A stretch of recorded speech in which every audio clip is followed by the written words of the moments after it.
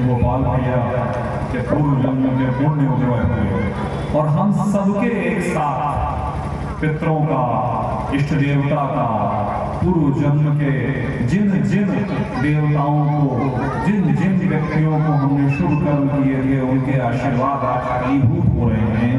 तो आज हम भागवत कथा सुनने के लिए यहाँ बैठे हैं। किसी भी कथा को बच्चा पार्टी चुपचाप सुनो। अभी गाना बजाना वो चिंता करो, भजन बहुत रखे हैं तो टेंशन ना लो, लेकिन चुपचाप बैठो। किसी भी कथा सुनने के कई कारण हो सकते हैं। हम मानव जीवन में जो कुछ भी करते हैं उसका कोई ना कोई कारण जरूर। एक इंग्लिश फ्रेज है, किसी भी काम को करने के पहले अपना वाई चुन लो, WHY। अगर आपका वाई तय हो गया, वाई यानी क्यों, अगर आपका वाई तय हो गया तो आप उस काम को कर लो। वाई मतलब अरे जाने दीजिए, जो पंखा लगा रहा आप तो हमको सुनिए, वो आपस की बीच की बात है, आप कहाँ चेक करना पड़ेगा। इतनी दूर से हम आए आपसे बात करने, आप पंखे पे ध्यान दे रहे हैं, वो तो आप ही का पड़ोसी है, तभी करिए। अगर हमारा क्यों तय हो गया किसी भी कार्य तो हम वो कर लेते हैं। हमारी ट्रेन कई घंटे लेट हो गई, गर्मी लग रही थी, लेकिन हम आए, प्रयाग से चलकर यहाँ आए। क्यों? क्योंकि हमारा वाई, हमारा क्यों तय है। वो क्यों आता कैसे है? वो क्यों आता है किसी भी कार्य को करने के लाभ से। और सीधी सी बात है, हम मानव, और मानव क्या है, इस पृथ्वी पर जितने भी जीवित वस्तु हैं वो हर काम किसी न किसी लाभ के लिए करते हैं। कोई भी, यहाँ तक कि जो पशु पक्षी हैं, जंतु हैं, पेड़ है, पौधे हैं, वो भी किसी न किसी वाय, किसी न किसी कारण के लिए काम कर रहे हैं। हम भागवत कथा क्यों सुने, यह प्रश्न हमारे मन में बहुत स्वाभाविक होना चाहिए। भाई क्यों करें? गर्मी में अपने घर के अंदर बैठ के एसी में बैठे थे, वो छोड़ के चले आए। आजकल तो देवी लोग इंस्टाग्राम पे रील्स बहुत सारी देख रही हैं, वो रील्स छोड़कर हम क्यों आए, क्यों आधा बढ़ाओ होने की बात सुने? कोई तो कारण होना चाहिए। वो कारण क्या होता है? वो कारण होता है महात्मा, किसी भी ग्रंथ के। इसीलिए किसी भी ग्रंथ के प्रारंभ में उस ग्रंथ के महात्मा की चर्चा करते हैं। क्यों?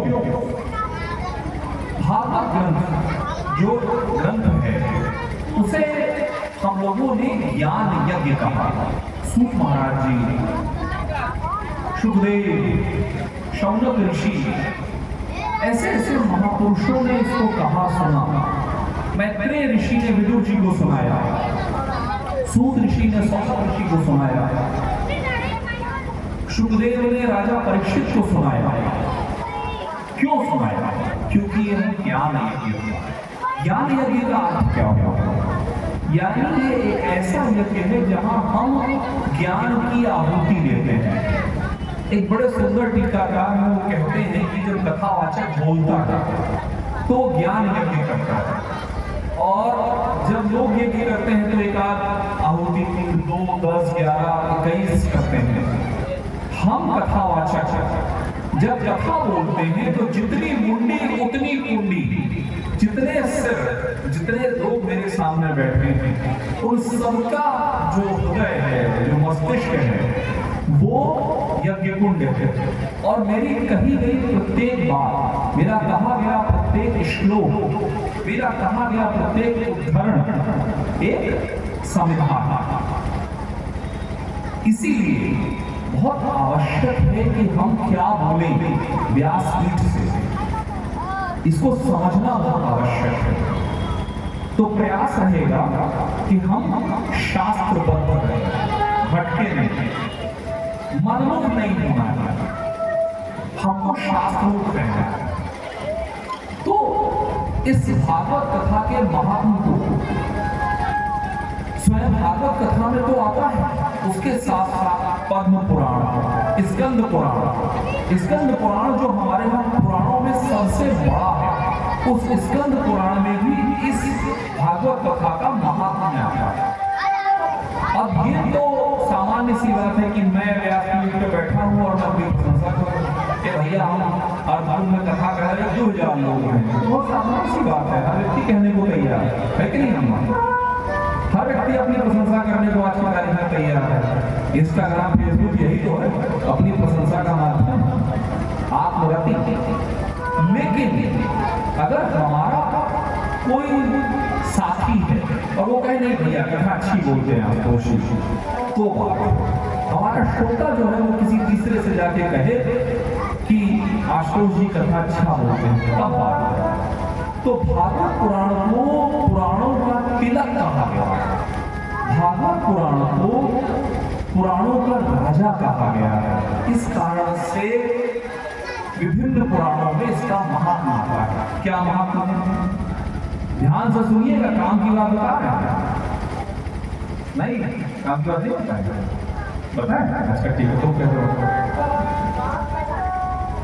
यह पठेत प्रयतो नित्यम श्लोकम भागवतम सुत अष्टादश पुराणानाम फल मानोति मानवः। यानी कि कौन कह रहा है? आप समझ लीजिए, ब्रह्मा जी नारद जी से कह रहे हैं। चर्चा ब्रह्मा जी और नारद जी के बीच में हो रही है, और ब्रह्मा जी नारद जी से कहते हैं कि हे सुत यानी पुत्र, नारद जी ब्रह्मा जी के मानस पुत्र। तो ब्रह्मा जी कह रहे हैं कि हे सुत, जो नित्य भागवत जी का एक श्लोक पढ़ता है, ऐसा नहीं कर रहे हैं सिर्फ एक ही पढ़ना है, पढ़ सके अध्याय पढ़ लीजिए, पूरा स्कंद पढ़ लीजिए, अच्छी बात है। परंतु यदि नहीं हो सकता तो नियमित रूप से यदि हम सिर्फ एक श्लोक भी पढ़ रहे हैं तो क्या होता है? फायदा क्या है? बताओ फायदा क्या है? फायदा ये है उस एक श्लोक मात्र पढ़ने से हमें 18 पुराण पढ़ने का लाभ हो जाता है। ऐसी फलश्रुति सिर्फ देवी अथर्वशीर्ष ही हमने पढ़ी सुनी कि देवी अथर्वशीर्ष पढ़िए, आपको 5 अथर्वशीर्ष पढ़ने का पाठ पड़ेगा। इसीलिए हम गोपाल भैया से भी कह रहे हैं और आप सब लोगों से कह रहे हैं कि भागवत कथा सुन रहे हैं, बहुत अच्छा कर रहे हैं, पर इसको छोड़िएगा। खासकर आज जो हमारे श्रोता हैं उसमें 2 तरह के लोग हैं, या तो वृद्ध हैं या बिल्कुल युवा हैं। तो ये बड़ा अच्छा कॉम्बिनेशन होता है। क्यों? क्योंकि दोनों को ये मालूम है कि टाइम या तो बहुत है या नहीं है। तो अगर जिसके पास टाइम ज्यादा है उसको लगा दिया तो निकट ही है, और जिसके पास टाइम नहीं हो तो वैसे चिंता में है कि यार थोड़ी गई, थोड़ी बची है, बहुत बीत गई है। तो भागवत पुराण के महात्मा को ब्रह्मा जी ने कहा, भागवत पुराण के महात्मा को सूत जी ने कहा। श्लोक पादम वावरम भागवतम ग्रहे शतो सहस्त्रैश्यमन्ये शास्त्र संग्रहे। आप कुछ नहीं कर सकते तो भागवत पुराण का एक श्लोक लिख लीजिए, 2 श्लोक लिख लीजिए और उसको घर में रख लीजिए। घर में रख लीजिए इसका मतलब ये नहीं घर में रख लीजिए ताला कुंजी, जैसा कि अधिकतर घरों में भगवान जी के साथ आजकल होता है। लड्डू गोपाल रखे हैं, ये रखे हैं, वो रखे हैं, लेकिन सवेरे की 2 मिनट की घंटी के बाद जैसे श्लोक को रख लीजिए, अर्थात उसका नित्य पाठ कीजिए। जैसे जब हमने गोपाल जी को भागवत जी का पूजन करवाने की बात कही तो उसके साथ ये कहा कि आप इसको छोड़िएगा मत, इसका पूजन कीजिए और ज्यादा नहीं, एक श्लोक को चुन लीजिए, 2 श्लोक चुन लीजिए, नित्य उसका पाठ कीजिए। ये भागवत पुराण साक्षात प्रभु श्री हरि विष्णु का स्वरूप। आपका सब कौन चाहता है बहुत सागर को करना चाहते हैं, यही वापस आने का मूड है, पुनराजन्म इसी चक्कर में पड़े रहना कि बाहर निकल जाए। हाथ जोड़िए, श्री हरि विष्णु का ध्यान कीजिए और इस भागवत पुराण को अपने साक्षात श्री हरि विष्णु के स्वरूप में देखिए और बोलिए। मैं पहले संस्कृत में श्लोक बोलूंगा, उसको सुन लीजिए और उसके बाद में हिंदी में अनुवाद बोलूंगा, उसको आप लोग बोलेंगे। श्रीमद्भागवतोऽप्ययं प्रत्यक्षः कृष्ण एव हि स्वीकृतोऽसि मया नाथ इत्यर्थं भवसागरे। अब मैं हिंदी में बोलूंगा, आप सब लोग उसके साथ दोहराएंगे। हे श्रीमद्भागवत जी, आपके रूप में साक्षात श्री कृष्ण ही विराजमान है। हे नाथ, मैंने भवसागर से उतरने के लिए अब आपका ही सहारा लिया हुआ है। हे नाथ, आप हमें इस भवसागर से तारें। श्री हरिकृष्ण विष्णु जी के स्वरूप के बारे में जब ये भागवत पुराण कहता है सच्चिदानंद रूपाय विश्वोत्पत्त्यादि हेतवे तापत्रय विनाशाय श्री कृष्णाय वयं नमः। इसमें जो सच्चिदानंद शब्द आप लोगों ने कई बार सुना होगा। प्रभु का जो स्वरूप है वो है सत, चित और आनंद। सत यानी जो सत्य है। अच्छा, एक सत्य तो ये है कि हम लोग यहाँ बैठे हुए हैं, पर यह तात्कालिक सत्य है, यानी देश काल में बता हुआ आज है, अभी 1 घंटे 2 घंटे के बाद नहीं रहेगा, तो यानी अस्थिर है। या सत्य किसे कहा गया? वो जो सदैव स्थिर रहे। ऐसे आप और हम तो नहीं सकते, हमारा पूरा जीवन क्षणभंगुर है, आज है कल हम लोग नहीं। ऐसी स्थिति में सत्य कौन हो सकता है? सत्य वो हो सकता है जो देश काल की सीमाओं से परे है। और ऐसा सत्य कौन है? वो है परमात्मा। उसी परमात्मा के स्वरूप में हम कल्पित हैं, उल्टा नहीं है। We have not devised God, we have not designed God, we have not created God. हमने भगवान को नहीं रचा, हमने भगवान को अपनी सोच से नहीं सृजा, भगवान ने हमको स्वयं में सृजा। किसी भी वस्तु के होने में किसी न किसी दूसरी का योगदान होता है। हम लोग कड़ा पहना है या रत्न पहने हैं या नेकलेस पहने हैं, आप सब लोग, उसके पीछे कोई एक वस्तु है जिससे वो सृजा गया। शून्य से शून्य को नहीं सृजा जा सकता, तो इस सृष्टि की उत्पत्ति शून्य से हो जाए संभव नहीं है। कोई ना कोई चैतन्य, कोई ना कोई ऊर्जा का सब स्वरूप था जिसने इस सृष्टि को सृजा, वो स्वरूप है परमात्मा का। फिर क्या बोलते हैं? चित। चित यानी चैतन्य, वो जड़ नहीं है। जो स्थिर स्वरूप है वो जड़ नहीं है, वो चैतन्य है, उसमें चेतना है। चेतना क्या होती है? चेतना वो होती है जो प्रत्येक प्राणी में व्याप्त है। हमारे छोटे बच्चे जिन्होंने साइंस फिजिक्स ठीक से पढ़ा होगा उनको मालूम होगा कि हर चीज में इलेक्ट्रॉन प्रोटॉन न्यूट्रॉन होता है। अच्छा, इलेक्ट्रॉन जो होता है वो एनर्जी होती है, उसी से गति होती है, वो ऊर्जा का एक स्वरूप है। और उसी के संदर्भ में आइंस्टीन ने कहा कि E = mc²। सारी जो सृष्टि है वो या तो एनर्जी की है या मास की है, और एनर्जी मास में कन्वर्ट होती है, मास एनर्जी में कन्वर्ट होता है, पर कुछ भी समाप्त नहीं हो सकता। ये है जड़ थ्योरी, यानी हम ये मान रहे हैं कि जो कुछ भी हो जड़ है, उसमें अपनी चेतना नहीं। पर हमारे पूर्वजों ने बताया कि सृष्टि को सृजने वाला चैतन्य है, वो चित स्वरूप है, और अंततः आनंद स्वरूप है। ये शब्द जो आनंद है, इस पर आप लोगों का ध्यान विशेष रूप से लाना चाहूंगा। हम अपने जीवन में जो महसूस करते हैं, हमको नई गाड़ी मिल गई, हमको नई कार मिल गई, हमारी किसी भी इच्छा की पूर्ति से जो प्राप्त होता है वो होता है सुख। क्या होता है वो? सुख। अरे वो लोग आपस में बात करने का नहीं देना, आप तो हम पे ध्यान दीजिए, उनकी बात है हम पे ध्यान दीजिए। हम इतनी दूर से आपसे बात कर रहे हैं तो बगड़ोसी हैं। हमें किसी भी भौतिक वस्तु से जो प्राप्त होता है वो क्या होता है? वो होता है सुख।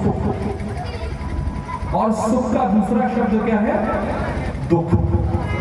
ऐसा कोई सुख नहीं है जो दुख अपने साथ लेकर ना, ऐसा कोई सुख नहीं है।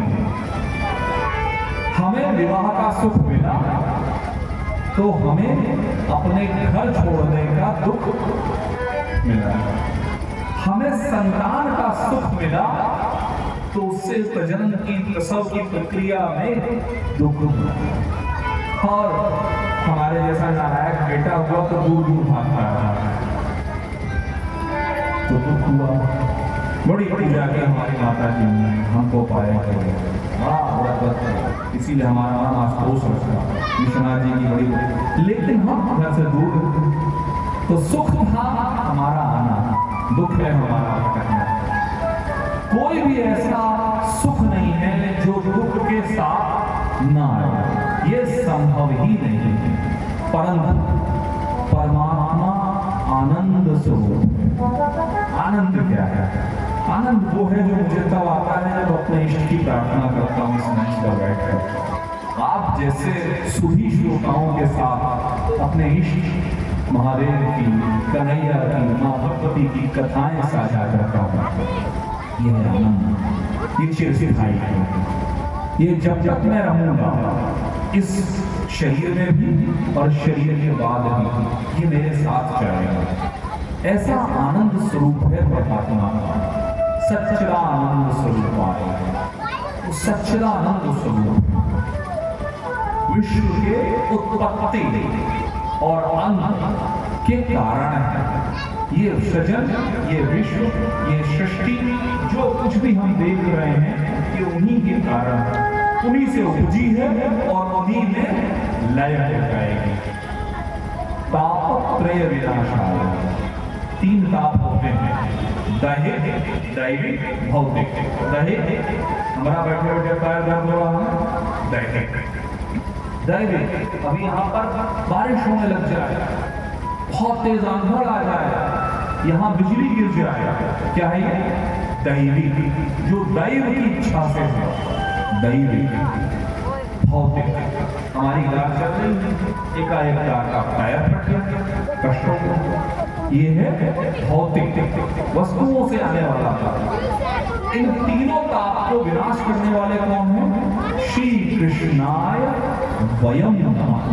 अच्छा, एक और बहुत महत्वपूर्ण बात, इसमें जो शास्त्रकार है क्या कह रहे हैं? सुखदेव जी क्या कह रहे हैं? वयम नमः। यानी सुखदेव जी ने आपके, मेरे, हमारे जितने म्यूजिशियन भाई लोग हैं, गोपाल जी हैं, सबकी तरफ से वयम, संस्कृत में एक वचन होता है, द्विवचन होता है और बहुवचन होता है।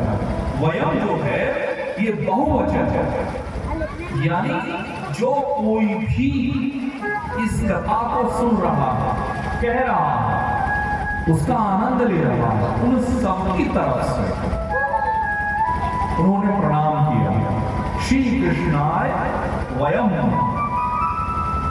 भक्तजनों, ये शास्त्र हमको जीवन जीने की पद्धति सिखाने के लिए, इनमें से कोई भी शास्त्र, कोई भी ग्रंथ इसलिए नहीं है कि हम इसको किसी एक किताब में, कहीं कब्जे में, डिब्बे में बंद करके रखें। नहीं, शास्त्र का अर्थ ही है शासनात् त्रायते, अर्थात जो शासन करके तारे यानी हम अपने जीवन में विभिन्न तरह के दुखों से हमेशा परेशान रहते हैं। क्यों? क्योंकि हम अपने जीवन के नियमों को नहीं मानते जो शास्त्रों द्वारा उल्लिखित है।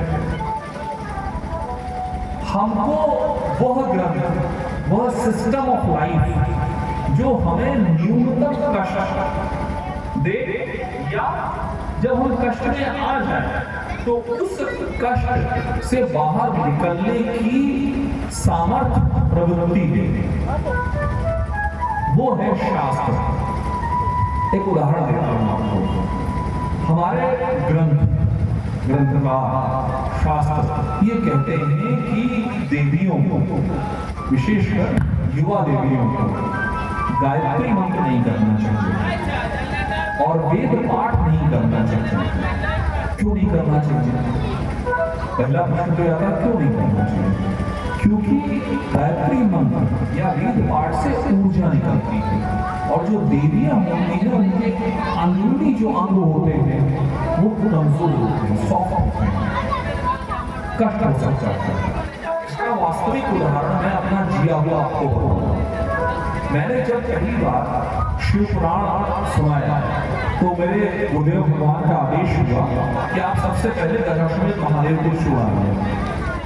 हमारे यहाँ प्रयाग में ब्रह्मेश्वर महादेव जिनकी स्थापना स्वयं ब्रह्मा जी ने की, तो हमको आदेश हुआ कि आप ब्रह्मेश्वर महादेव में आप कथा सुनाइए। हम वहाँ महादेव को कथा सुना रहे हैं। वहाँ एक देवी जी थी, वो नित्य रुद्री का पाठ, रुद्री यानी आप लोगों ने रुद्राभिषेक देखा होगा ना, जो रुद्राभिषेक होता है वो रुद्री से होता है, वो वेदों का अंग है। तो नित्य वो रुद्री का पाठ करें और खुद रुद्राभिषेक करें। कई लोगों ने उनको मना किया, अब वो नहीं सुनती, ठीक है। फिर एक दिन वो मेरे पास आई, मैं पाठ कर रहा था, सुना रहा था, आशुतोष जी आपका क्या मत है? मैंने कहा जो शास्त्र का मत वो मेरा मनमुख नहीं करना चाहिए। क्या आशुतोष जी आप लोग हम नारियों को आगे नहीं बढ़ना चाहते? आप ये मैं क्या कहूँ, मैं तो आप में भगवती स्वरूपा देखता हूँ जो मेरी इष्ट है, आप कह रहे हैं आप नारी, तो मान लीजिए मैं क्या कहूँगा। सही तो है। कुछ महीनों में उनको ब्रेस्ट कैंसर हो गया। One of them has to be removed and another was partially काटना पड़ा और बड़ी मुश्किल से उनकी जान बची। और ये एक उदाहरण नहीं है, ऐसे मेरे पास कई और। हमको कोई भी काम मनमुख नहीं करना चाहिए, हमको शास्त्रमुख होना चाहिए। शास्त्र जैसा कहे हम वैसा करें, लाभ होगा, हानि नहीं होगी। हम आपको बताएं कि जीवन में जिस काम को हम अपना अनुभव बताएं। आज 20 साल हो गया गुरु परंपरा से जुड़े हुए और मंत्रों से जप करते हुए, जब हमने खुद में मनमुख होने का प्रयास किया या किसी और को देखा साधक जो मनमुख हो रहा है, उसको 70, 80, 90% घटनाओं में नुकसान हुआ, 10% बच गया या हो सकता है लॉन्ग टर्म में नुकसान। तो मनमुख मत होइए, शास्त्रों के अनुसार चलिए, जीवन सरल रहेगा और सफल होगा। आगे बढ़ने के पहले मैं इस एक शब्द पे थोड़ी सी चर्चा करना चाहता हूँ। सफलता क्या होती है? बड़ी गाड़ी हो जाए वो सफलता है? अच्छा, बड़ी गाड़ी हो जाए और पैर कट जाए तो? जीवन एक एक होलिस्टिकली देखना चाहिए। जीवन के हर विषय को हमको समझना होगा। यानी हम शारीरिक भी सुखी रहे, भावनात्मक भी सुखी रहे, आध्यात्मिक रूप से भी सुखी रहे, सामाजिक रूप से भी सुखी रहे, आर्थिक रूप से भी सुखी रहे। इस प्रवृत्ति को, इस विधा को क्या कहते हैं? धर्म अर्थ काम मोक्ष। यानी हम धर्मोचित कार्य करें। धर्म क्या है? धर्मो इति धार्यते। जो जीवन को धारण करे वह धर्म है। धर्मोचित कार्य करें, उससे हमें क्या प्राप्त होगा? लाभ। उस अर्थ से हम क्या करेंगे? अपनी सभी कामनाओं की पूर्ति करेंगे। और जब हम अपनी सभी कामनाओं की पूर्ति करेंगे तब हम मोक्ष की तरफ बढ़ेंगे। क्यों? क्योंकि आज छोटी उम्र में कहना बहुत आसान है, इच्छा नहीं करते, लेकिन जब उम्र कटती है तब लगता है ये नहीं है, वो नहीं है, ये सुख नहीं पाया। इसीलिए बहुत सारे बाबा जी लोग भटक जाते हैं, क्योंकि काम ठीक से सेट नहीं हुआ। तो इस कथा का प्रारंभ कब होता है? इस कथा का प्रारंभ तब होता है जब शौनकादि ऋषियों ने, 88,000 ऋषियों ने यह निर्णय किया कि हम यज्ञ करेंगे। हम क्या करेंगे? यज्ञ करेंगे। छोटा सा एक थोड़ा सा डिटूर ले लें। यज्ञ क्या है? भगवद गीता में उल्लेख आया है कि जो यज्ञ किए बगैर भोजन करता है वो पाप करता है, वह पाप करता है। यज्ञ क्या है? यज्ञ वो है ऐसे कर्म जो निष्काम भाव से किए जाए, जिसमें हमारा और समाज का दोनों का हित हो। तो इन 88,000 ऋषियों ने समाज के हित के लिए यज्ञ की परिकल्पना की। क्यों? क्योंकि नया कलयुग आया है, ये मामला ठीक नहीं चल रहा, लोग भटक रहे हैं, तो हम यज्ञ करेंगे। वो सबके सब कहाँ गए? ब्रह्मा जी के पास। ब्रह्मा जी से उन्होंने कहा कि प्रभु हम यज्ञ करना चाहते हैं। ठीक है, कहाँ आए? तो ब्रह्मा जी ने मानसिक चक्र पर, मन से उत्पन्न होने वाला चक्र प्रकट किया और कहा कि जहां ये चक्र जाकर रुक जाए, ठहर जाए, वहां पर आप यज्ञ हवन इत्यादि कीजिए। वो चक्र घूमने लगा। एक उल्लेख आता है कि चक्र के मध्य में जिस पर उंगली टिकती है उसको भी शायद नेमी कहते हैं। तो उसकी नेमी जहाँ गिर जाए, जहाँ ये रुक जाए, वहां पर आप यज्ञ कीजिएगा। वो स्थान है नैमिषारण्य। एक और भी इसकी व्युत्पत्ति कुछ टीकाकारों ने कही, निमिष अरण्य का नैमिषारण्य। निमिष जो है समय की सबसे छोटी इकाई है। समय को नापने के लिए बहुत सारे यूनिट है, जैसे आजकल हम घंटा, मिनट, लेकिन हमारे पूर्वजों ने बहुत पहले समय को बहुत छोटे में नापा था। निमिष सबसे छोटी इकाई है, जहां निमिष रुक जाए, निमिष यानी समय रुक जाए, वो है नैमिषारण्य। जब वो सब लोग वहां पर स्थापित हो गए, वहां पर बैठ गए, और जैसे ही यज्ञ का प्रारंभ होने लगा तब वहां पर सूत ऋषि आए। हमारे पूर्वजों ने कहा है कि सबसे पहले ज्ञान यज्ञ, फिर द्रव्य यज्ञ।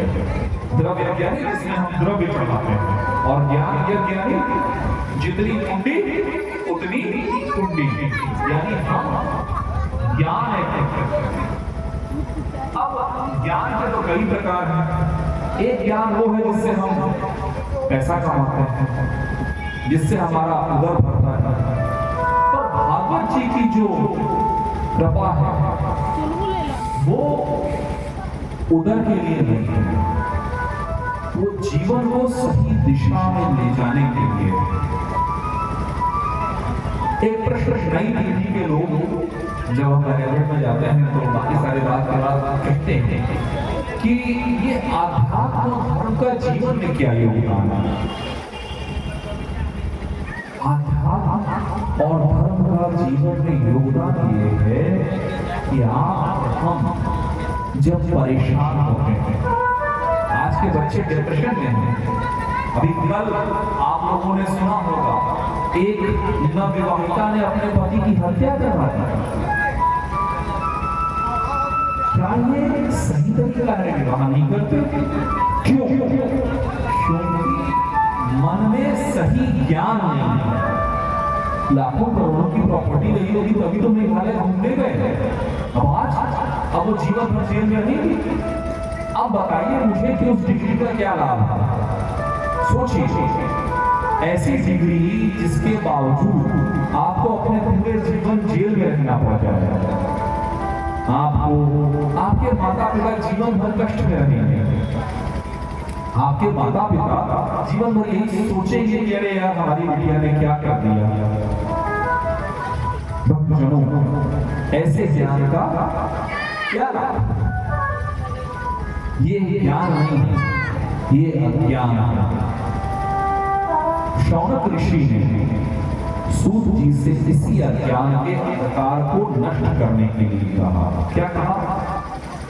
अज्ञान ध्वांत विध्वंस कोटि सूर्य समप्रभ सूताख्याहि कथासारम मम कर्ण रसायनम भक्ति ज्ञान विरागाप्तो विवेको वर्धते महान माया निराशस्य वैष्णवे कथम।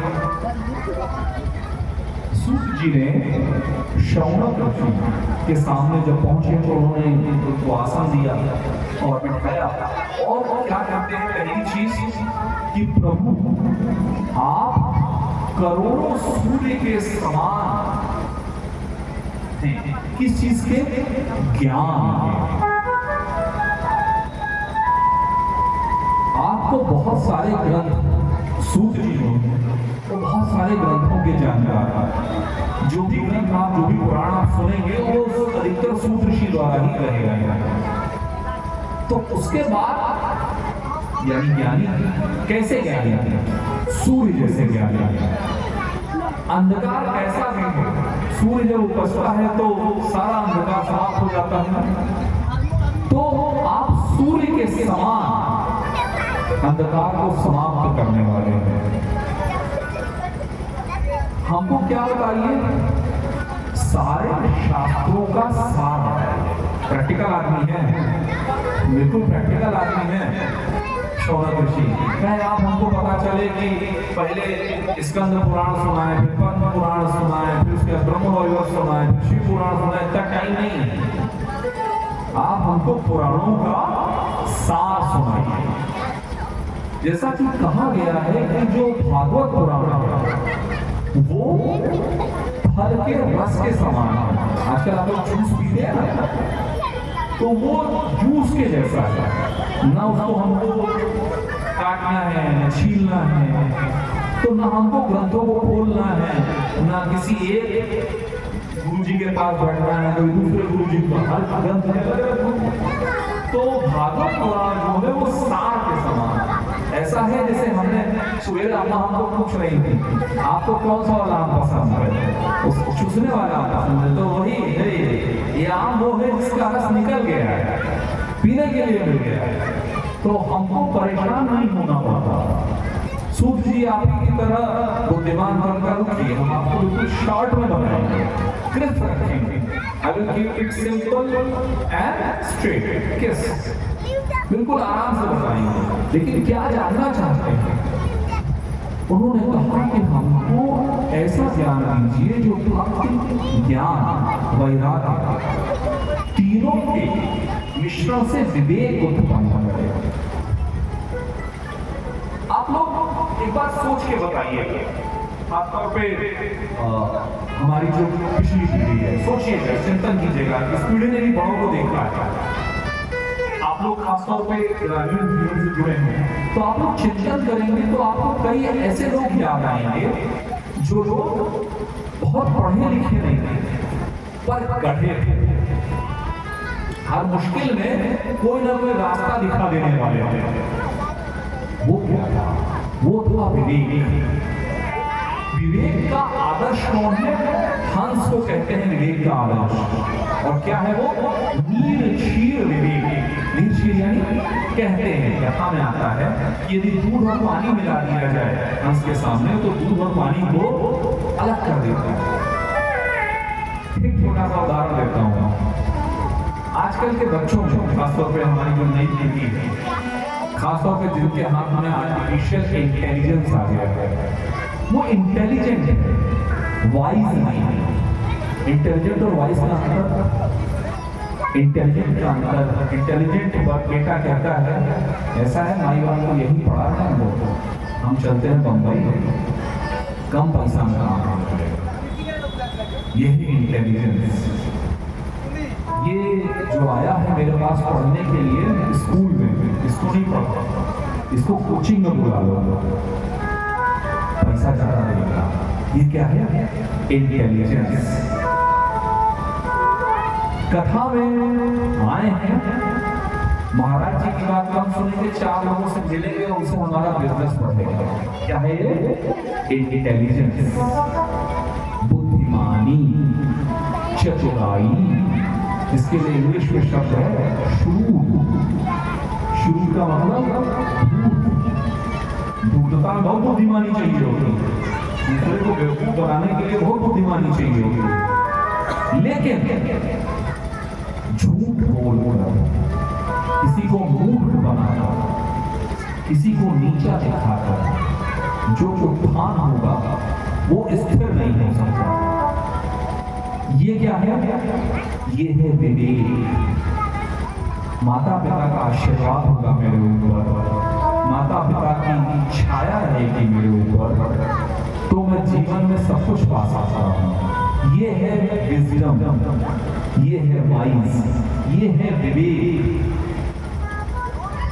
हम जीवन को जिए, हम सारे सुखों को प्राप्त करें, पर उस सुख में ये नहीं भूल जाए कि एक दिन जाना निश्चित है। ये है विवेक। जब तक हम अपने स्टेज को नहीं समझेंगे तब तक हम भटकते रहेंगे। शौक ऋषि कहते हैं, श्रेषाम भवेशे पावनाम च पावनाम कृष्ण पाप्तिकरम शश्वसात्मकम तद्वाहनम। जो सदैव शाश्वत रूप से, ध्यान दीजिए गए शब्द में, शाश्वत, स्थायी, जबकि हम जानते हैं कि जीवन में सब कुछ बदलने वाला है। Life is full of changes, या कहिए कि लाइफ इज चेंजेस। जीवन परिवर्तन का ही दूसरा नाम है। पर शौनक ऋषि क्या कह रहे हैं? हमें कुछ ऐसा बनाइए जो परमानेंट, जो शाश्वत, जो बदलता नहीं, जो हमें श्रेयस्कर हो। श्रेय और प्रेय का जीवन में हमेशा एक द्वंद्व चलेगा। श्रेय यानी जो हमारे लिए अच्छा है, और प्रेय जो हमारे लिए प्यारा है। कोल्ड ड्रिंक पी लें, अच्छी लगती है, लेकिन हमारे लिए अच्छी है क्या? हमारे शरीर के लिए नहीं।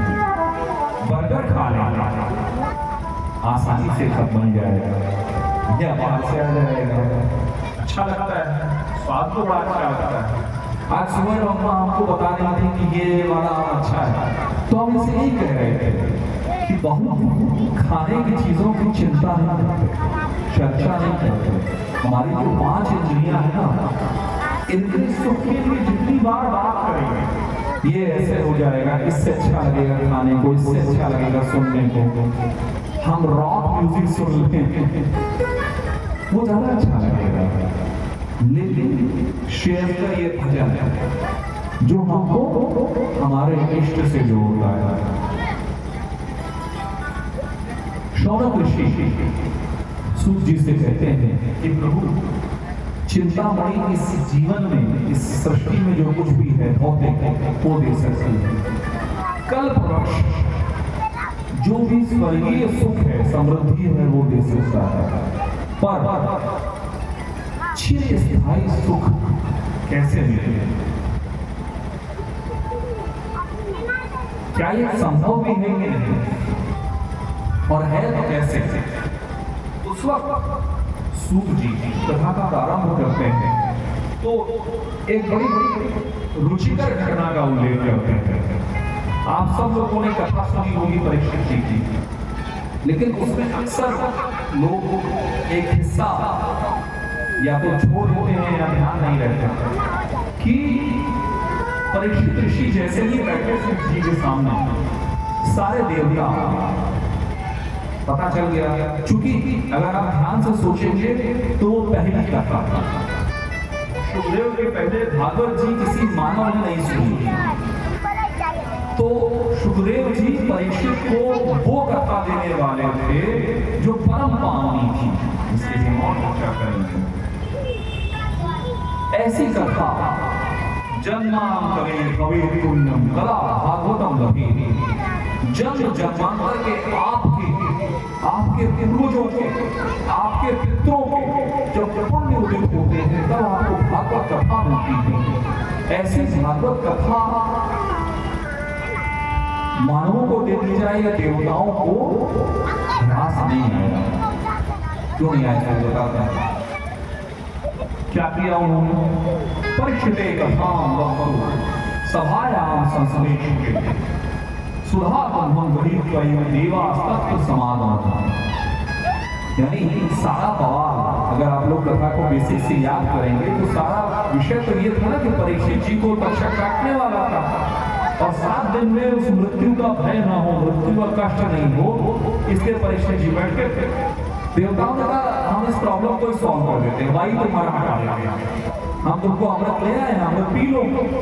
लेकिन कोई भी मानव ये कथा नहीं सुनेगा। हम देवता कैसे हैं? वो देवता जिनको अपना लाभ दिखाई देता है, जो अपनी चिंता करते हैं। अपनी चिंता करते हैं क्या?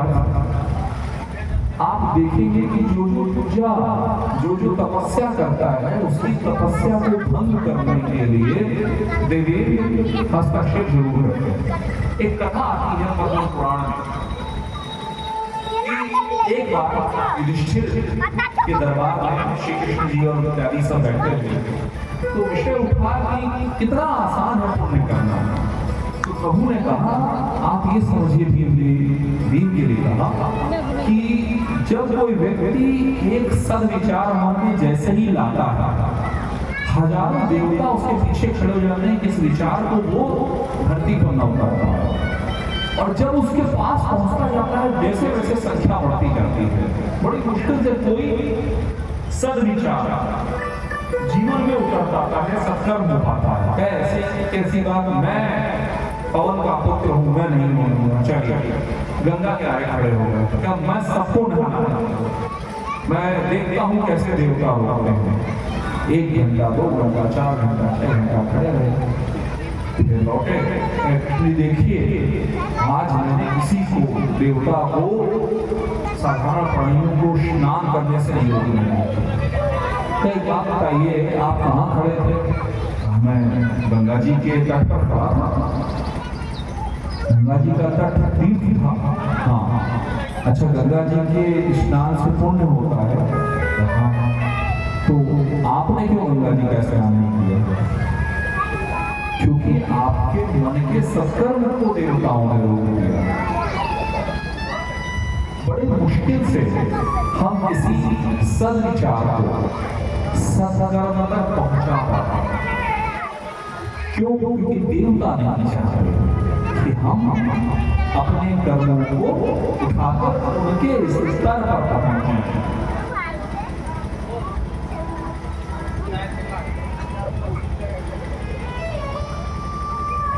भक्तजनों, सुधी श्रोताओं, देवताओं ने कहा सुखदेव से कि आप इनको कथा सुनाने आए हैं क्योंकि इनकी मृत्यु होने वाली है, आप इनको मुक्ति देना चाहते हैं, हम मृत्यु का झंझट ही खत्म कर देते हैं, हम अमृत ले आए, इनको पिला लेने दीजिए।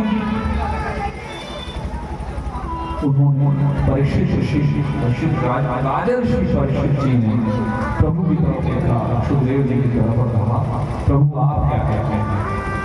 शुकम नत्वा वदं सर्वे स्वकार्य कुशला। ध्यान से सुनिएगा शब्द को, स्वकार्य कुशला सुरा कथा सुना कथा सुना प्रक्षश गहित सुधारना। ये जो देवता है ये अपने कार्य में बड़े कुशल हैं। क्या है इसका कार्य? ये देवता बने रहे हैं, मानव बने रहे। और कैसे मानव? जो अपना उत्थान नहीं करे। ऐसा कई ग्रंथों में कई बार आता है कि मानव जीवन का बड़ा महत्व है। स्वाभाविक सी बात है कि एक प्रश्न आएगा कि हम सब देवताओं की आराधना करते हैं। अभी तो सिर्फ हमने देवों की आराधना की यहाँ पे, परंतु वहाँ पर घर में हम लोगों ने जहाँ भागवत जी की स्थापना की है वहाँ नवग्रह का आवाहन किया है, देव का आवाहन किया है, मातृकाओं का आवाहन किया है। तो वो देवता जिनका हम आवाहन पूजन करते हैं, आखिर वो हमसे उच्च कोटि में क्यों नहीं है? क्योंकि देवता सिर्फ अपने पुण्य को भोगते रहते हैं। आप ये समझ लें कि जो स्वर्ग और नरक है या पुण्य और पाप है, ये भी एक चक्र है। पुण्य से मुक्ति नहीं मिल सकती। हम सोचें कि मंत्र जब से हमको मुक्ति मिल जाएगी, हम सोचें कि हम गाय को भोजन दे दें उससे हमको मुक्ति मिल जाएगी, ये पुण्य है। हाँ, इस पुण्य पर पैर रख के हम वैराग्य की तरफ बढ़े तो बात अलग है, हम भक्ति की तरफ बढ़े तो बात अलग है, वरना हम इसी चक्र में अटके रह जाएंगे। तथा कहते हैं कि जब कोई व्यक्ति 100 अश्वमेध यज्ञ करता है तो 1000 अश्वमेध यज्ञ की बात आती है तो वो इंद्र बन जाता है। अभी लोग इस कथा में एक इंद्र की भी चर्चा करेंगे अगर समय रहा तो। जो मानव से इंद्र बना पर नीचे चले गया, क्यों? क्योंकि पुण्यों का क्षय हो गया। तो जब इंद्र बन के हम नीचे गिर सकते हैं तो देवता बनकर तो गिर ही है, और स्वर्ग में रहकर तो डेफिनेट है, कंफर्म है कि हम नीचे आएंगे। फिर रास्ता क्या है? यही पूछा। उन्होंने कहा, सूत जी ने कहा कि असारा खलु संसारा, असारा खलु संसारा, दुख रूपी विमोह का। ये जितना संसार आपको आंखों से दिख रहा है ये असार है, यानी इसका कोई महत्व नहीं है। क्यों? क्योंकि स्थायी नहीं है। आज हमें पति का सुख मिल रहा है, वो स्थायी नहीं है। आज हमें पुत्र का सुख मिल रहा है, वो स्थायी नहीं है। यहाँ तक कि जो ये शरीर का सुख है, जब हम युवा होते हैं तो शरीर से बहुत सारे सुख मिलते हैं। हमारी पांचों जो ज्ञानेंद्रियां हैं हमें विभिन्न सुख देते हैं। जीवा का कान, लोग हमारी प्रशंसा करते हैं, हमको अच्छा लगता है, सुखी है ना, महाराज जी बड़ा अच्छा कथा बोले, बड़ा अच्छा। सबसे आसान, लेकिन क्या ये सुख स्थायी है? अगर आप अपने सुख को किसी और में आरोपित करेंगे तो वो हमेशा टेम्परेरी होगा। चाहे वो किसी स्त्री पुरुष का प्रेम हो, चाहे वो संतान का प्रेम हो, चाहे वो वस्तु का प्रेम हो, बड़ा घर, बड़ी गाड़ी, चाहे वो धन का प्रेम हो, बड़ी तनख्वाह, बड़ा व्यवसाय, वो आज नहीं तो कल छूटेगा ही। सूत जी ने कहा, देखो राजा, ये जो अमृत है ये तुम्हारे शरीर को अमरता दे सकता है, पर एक दिन तो ये युग समाप्त होगा, देवताओं का युग समाप्त होगा, तब फिर इसी चर्चा, फिर मरना, फिर जीना, फिर गर्भाशय में जाना, फिर उल्टे लटकना, परीक्षित ने कहा ये ठीक है। और सुखदेव जी ने देवताओं को वही विदा करा। क्या कहा उन्होंने? कहा कि आप अभक्तास्तांश विद्या न ददौ सत्संगामृतम, यानी तुम भक्त नहीं। क्यों? क्योंकि तुम अगर भक्त होते होते तो बैठ गए होते कथा सुनने। नहीं, हम लोगों ने मंच लगाया, आप लोग आए हैं, हमने थोड़ी ना आपसे कहा कि हमको अमृत दीजिए तो हम कथा सुनाएंगे। नहीं, सुखदेव जी नहीं सुना रहे थे। आप व्यवसाय करना चाहते हैं, विनिमय करना चाहते हैं। भक्ति का विनिमय नहीं हो सकता है कि नहीं? सही कह रहे हैं ना? क्यों मालूम? कितना डर लगता है। एक बात बोले लोग राधे राधे राधे राधे, सुनाई नहीं दिया हमको। राधे राधे राधे राधे। हाँ, तो आप क्या कर सब लोग क्लोज हो गया है क्या? थोड़ा सा समय दीजिए, आएगा, भजन भजन भी आएगा। भक्तजनों, देवताओं को सूत जी ने कथा सुनाने से इनकार कर दिया। यहाँ है कुछ बात है, इसको थोड़ा सा चिंतन कीजिए। क्या बुराई?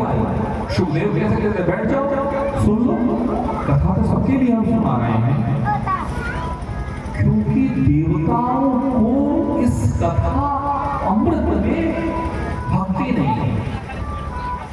वो सिर्फ अपना स्थान सुरक्षित रखना चाहते हैं। स्थान सुरक्षित रखना ठीक बात है। हम इस कथा को सुन रहे हैं, क्यों सुन रहे हैं? हम इस कथा को इसलिए सुन रहे हैं ताकि हमारा आध्यात्मिक उन्नति हो। मैं सुना इसलिए रहा हूं कि ये कथा मेरे अंदर उतर है। हमारे ज्योतिष के गुरु वो कहते हैं कि आपको जो कॉन्सेप्ट नहीं समझ में आया उसको किसी दूसरे को पढ़ना चाहिए। जो टीचर लोग हैं वो भी ये कहते होंगे, युवा कभी हम जब किसी और को सिखाते हैं तो हम अपने आप उसको और बेहतर सीखते हैं। आज आपको कथा इसलिए सुना रहे हैं कि ये कथा हमारे अंदर भी उतर है। और विश्वास मानिए, आज कई साल हो गए कथा कहते सुनते, पर हर बार ये लगता है कि कथा सुनाने वाला, कहने वाला कोई और है। ये आशुतोष कथा नहीं कहता। कथा कहने वाले तो श्री हरि विष्णु हैं, जो सुगंध को माध्यम बना लेते हैं आप तक बात पहुंचाने का।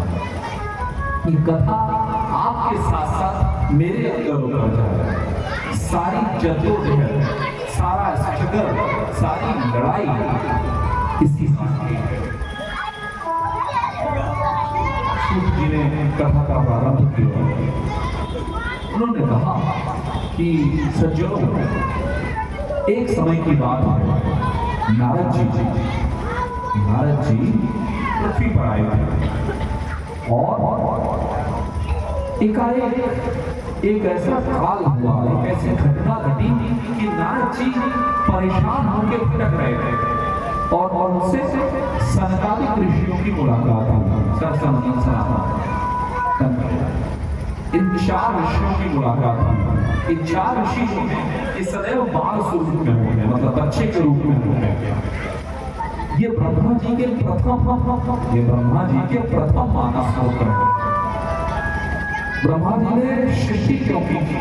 ब्रह्मा जी ने इनकी सृष्टि की थी कि तुम मेरी सृष्टि को आगे बढ़ाओ।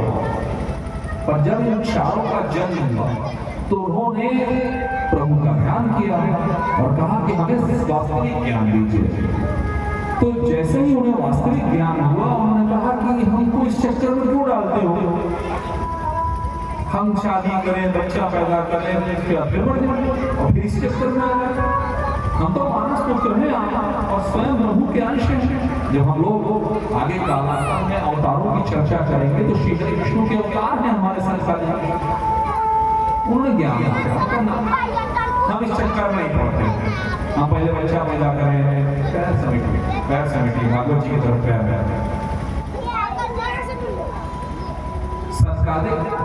कहना कर दीजिए, लेकिन इधर भागवत जी सनकादिक ऋषियों ने कहा कि हम इस चक्कर में नहीं पड़ने वाले।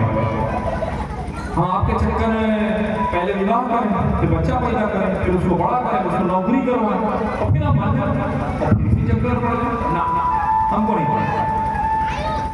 हम तो हरे शरणम कहेंगे और सिर्फ प्रभु का नाम कि जाओ, मैं तुम्हें श्राप देता हूँ। ब्रह्मा जी ने कहा, जाओ मैं तुम्हें श्राप देता हूँ, तुम सदैव बालक बने रहोगे। बहुत अच्छा, हमको कोई मोह नहीं आएगा, हमको कोई इच्छा ही नहीं आएगी।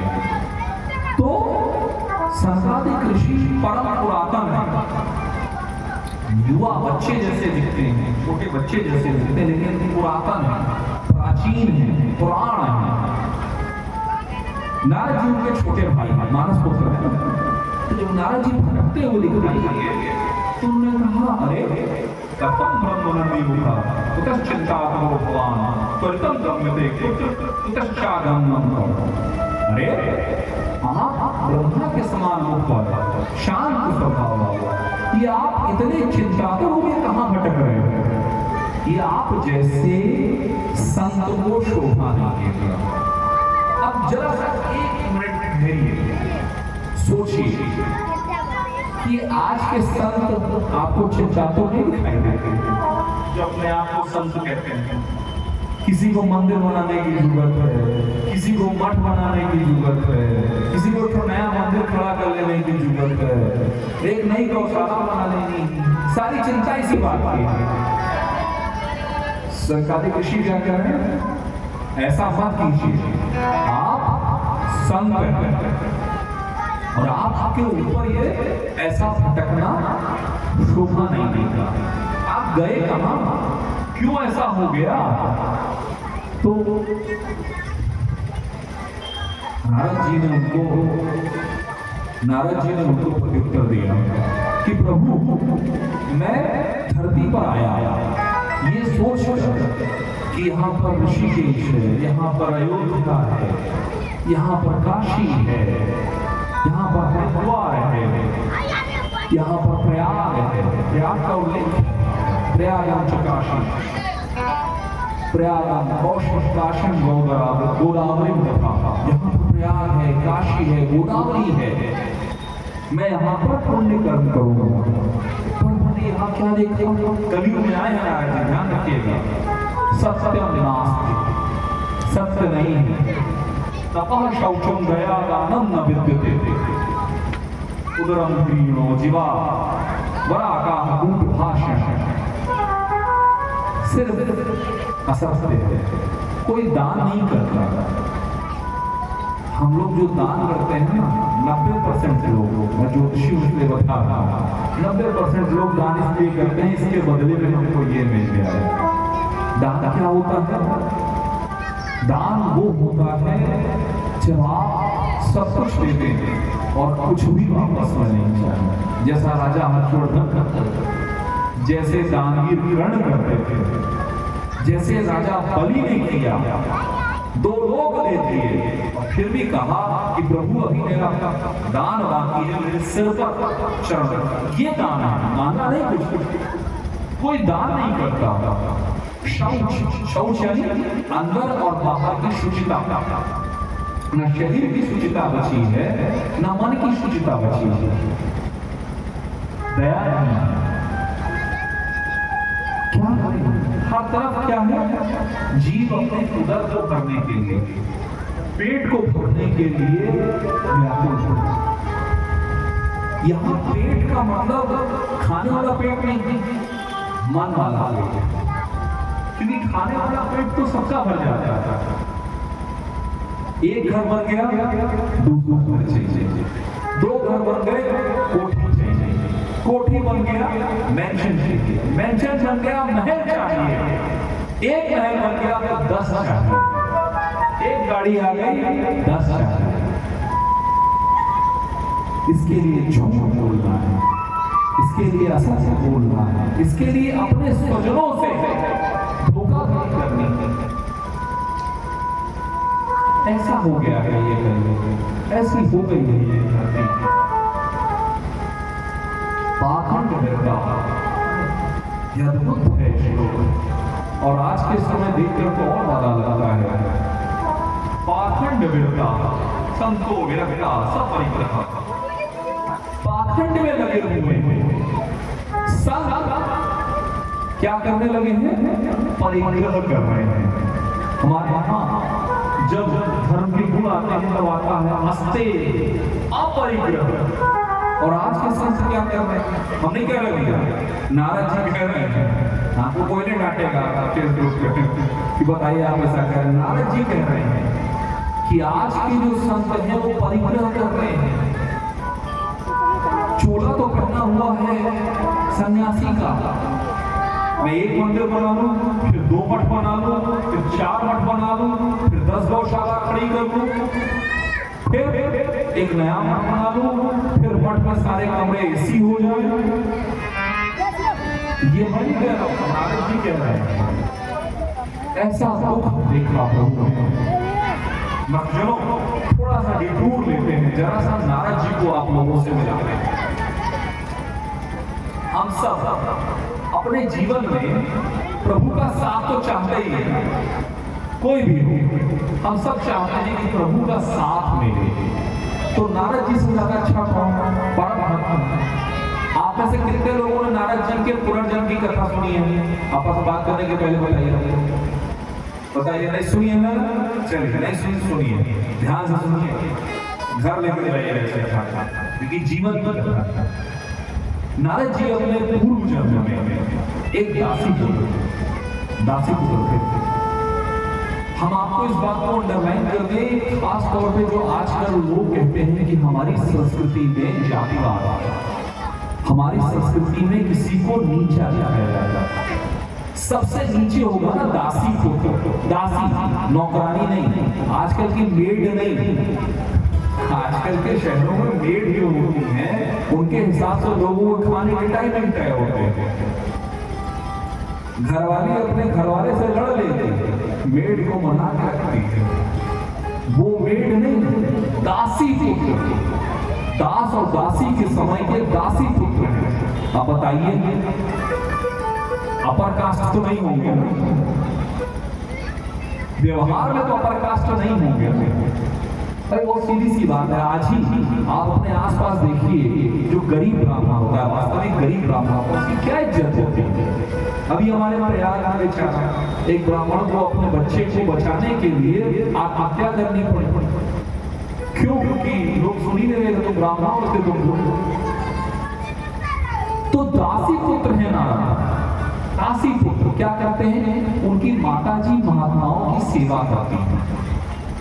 नारद जी उन महात्माओं की सेवा करते करते अपने मन को स्थिर कर ले गए। पूर्व जन्म के पुण्य उदय पूरे स्वाभाविक रूप से क्या करते हैं? वो पूरे समय महात्माओं की सेवा करते हैं और जो उनके जूठे बर्तन हैं उनको साफ करते हैं और उनकी अनुमति से जो उनका जूठा मिष्ठान है उसको खा लेते हैं। इसको थोड़ा सा और विस्तार दें, थोड़ा सोचिए, महात्माओं का जूठा क्या है? ये क्या है? एक कथा आती है, एक टीकाकार कहते हैं कि जो भागवत है ना, उसमें जो शुक जी है, शुक का एक अर्थ तोता भी होता है। कभी कोई हमारे सामने बोल रहा था गांव से कि हम वो वाला आम खाते हैं जिसको तोता ने चखा होता है, क्योंकि तोता सबसे मीठा आम चखता है।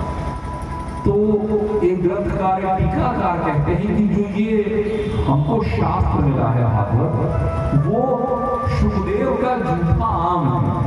पहले तो सुखदेव जी ने पाया ना, व्यास जी ने सबसे पहले शुक जी को दिया और शुक जी ने हमको दिया। ये इसलिए मीठा है कि उन्होंने सबसे मीठा हिस्सा चुनकर हमको दिया। तो नारद जी महात्माओं का, संतों का जूठा खा रहे हैं, यानी उनसे ज्ञान प्राप्त कर रहे हैं। शाब्दिक रूप में भी खा रहे हैं, उसमें कोई बुराई नहीं है, आशीर्वाद मिलता है। हम लोग जब छोटे थे तो अपनी अम्मा से कहते थे हम लोग को और खिलाओ। अब तो ये बड़े शहरों के बच्चे जन्म नहीं करते होंगे, हम लोग छोटे थे तो था जूठा खिलाओ। नारद जी महात्माओं का, संतों का जूठा ग्रहण करते हैं। धीरे धीरे उनकी रति प्रभु करने लगती है। फिर भी महात्मा संत चले जाते हैं, परंतु इनका ध्यान भक्ति निरंतर नाम जप कर रहा था। जो हम अपनी अम्मा से कह रहे थे कि नाम जप लगातार चलना चाहिए। नाम जप में शरीर के शौच की देखने की कोई आवश्यकता नहीं। हम हर वक्त राधे राधे राधे जो भी मैं तो ऐसे मतलब जो हमारे इष्ट हैं उनका कह रहे हैं, आप किसी भी नाम को राधे राधा रानी का नाम ले सकते हैं, कन्हैया का नाम ले सकते हैं, शिव जी का ले सकते हैं, गणेश जी का ले सकते हैं, पर नाम जब चलता रहा। कहते हैं हमारे गुरुदेव कि श्वास प्रश्वास में नाम जप होना चाहिए, यानी नाम जप बंद नहीं होना चाहिए। क्यों भैया भैया हम लोग भी नाम जप कर रहे हैं क्या? थोड़ा थोड़ा सा हम लोग नाम जप करेंगे नारद जी को स्मरण करते हुए, ताकि जैसे उनको प्रभु का साथ मिला हम लोग भी वैसा ही साथ पाएं। एक बार सभी लोग जोर से बोलेंगे जब तक प्रद्युम्न जी अपना माइक एक्सेप्ट कर रहे हैं। राधे राधे राधे राधे राधे राधे राधे। तो बच्चा पार्टी बाकी कुछ करे नहीं, राधे राधे सही करती है। क्यों भैया तुम ये करते हैं सही? आप लोग भी सही से करिएगा।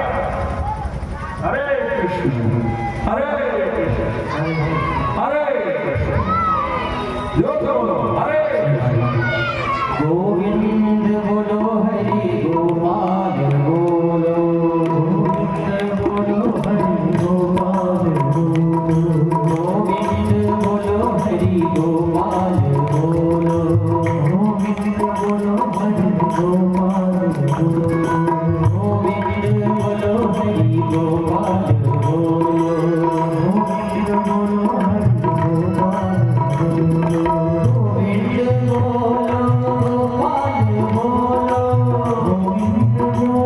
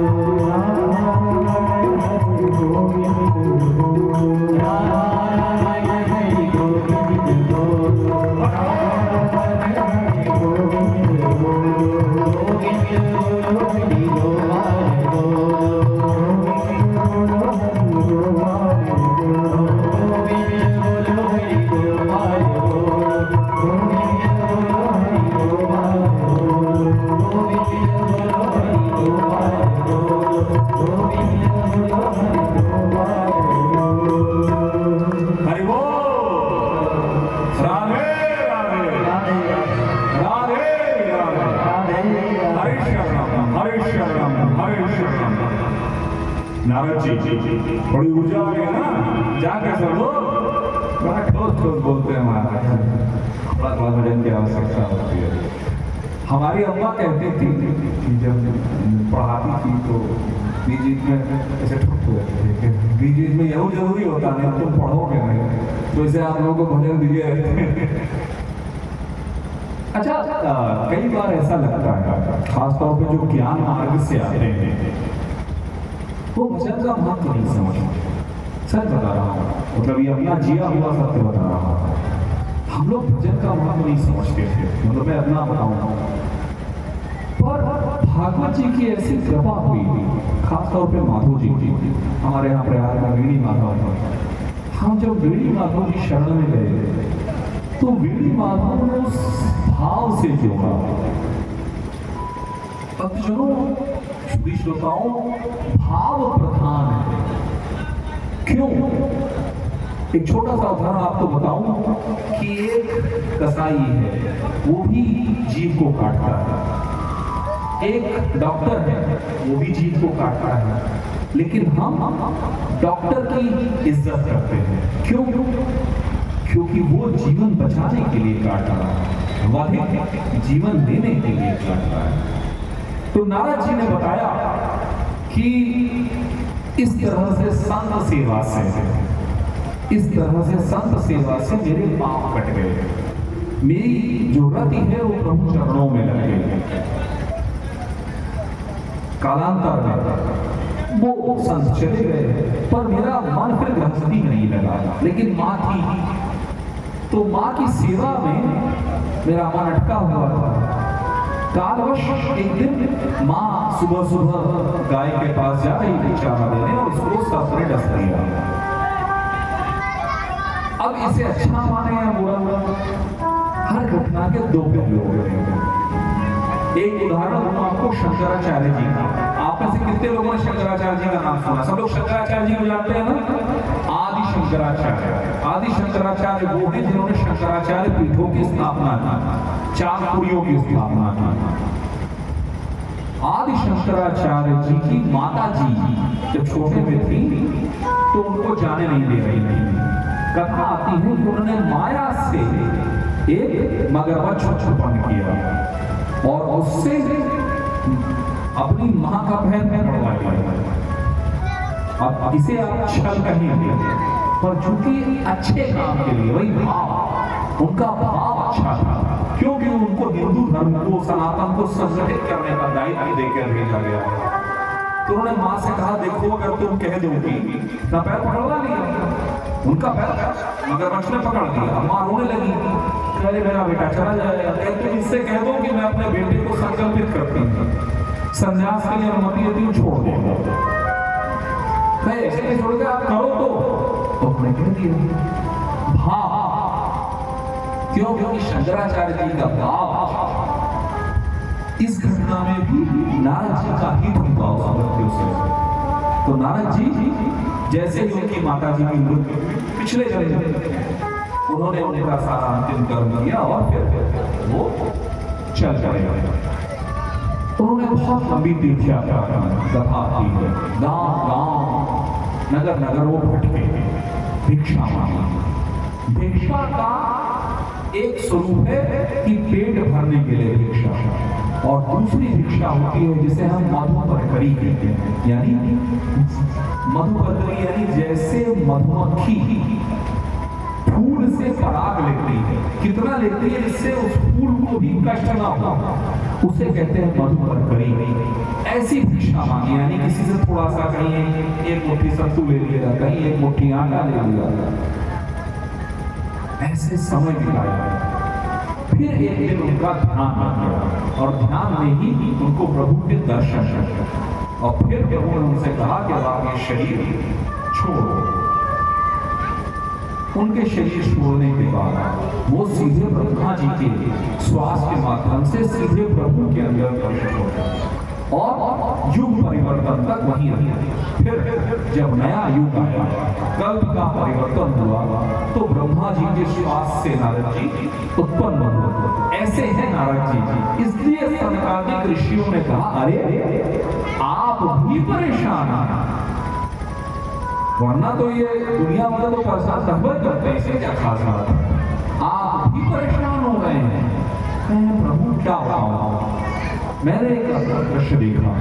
क्या अभी बताया ना उन्होंने कि कैसे कैसे उन्होंने कलिकाल में पापस से खंड का पाखंड, हर व्यक्ति को पाखंड करते देखा।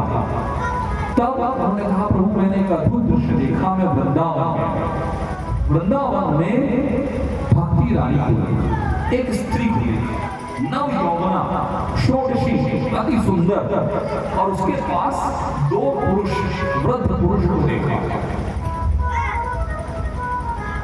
और चारों तरफ सैकड़ों स्त्रियां थीं जो पंखा झल रही थी। अब आश्चर्य नारद जी को कि ये क्या दृश्य है। उन्होंने पूछा कि आप कौन हैं? तो उन्होंने कहा प्रभु मैं भक्ति हूं, मैं श्री विष्णु की पटरानी हूं, प्रिय पत्नी हूं, भक्ति। ये दो ये मेरे पुत्र हैं ज्ञान और वैराग। ये वृद्ध क्यों कि प्रभु मेरा इस कलयुग में जो जन्म हुआ उत्पन्ना द्रवणे साहम वृद्धम कर्णाटके गता क्वचितं कीचितते महाराष्ट्रे गुजरे जीर्णतां गता। यानी मेरा जन्म इस कलयुग में यहाँ पर कहाँ हो? कर्नाटक द्रविड़ देश में हुआ। थोड़ा बहुत मेरा उत्थान कर्नाटक में हुआ, और जब मैं महाराष्ट्र में होते हुए गुजरात पहुंची तो मैं छिन्न भिन्न हो गई। क्यों? क्योंकि वहां हर तरफ पाखंडी लोग थे। पाखंडियों ने मेरे अंग को खंड खंड कर दिया। मैं कष्ट में थी, अपने पुत्र यानी ज्ञान वैराग दोनों के साथ कष्ट पीड़ा में थी। फिर पता नहीं क्या हुआ, मैं वृंदावन आ गई, और जब मैं वृंदावन आई तो मैं नवयौवना हो गई। क्यों? क्योंकि वृंदावन कन्हैया का नगर है। चलिए हम लोग भी भक्ति महारानी के साथ वृंदावन चलेंगे और कन्हैया के स्मरण करेंगे। वृंदावन भक्ति का स्थल।